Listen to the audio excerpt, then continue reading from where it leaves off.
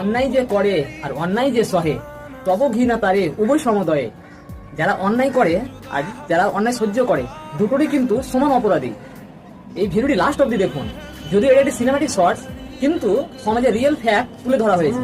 तुम स्कूल नहीं जाते? स्कूल जाऊंगी तो मैं खाऊंगी क्या? वो देखो उस पोस्टर पे लिखा है खाना सिर्फ पोस्टर में है, स्कूल में नहीं।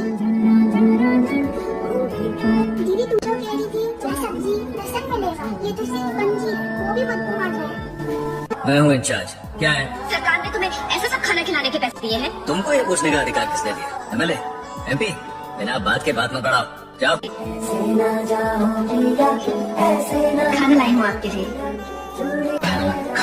ये आपकी मिड डे मील स्कीम का खाना है। ये खाना दे रहे हैं बच्चों को आपके नाम पे। समझ में नहीं आता, एक बार बोला ना। सर आप यहाँ से डोनेशन है पर मैं घर का अच्छा खाना अब घर बैठ के खाऊं।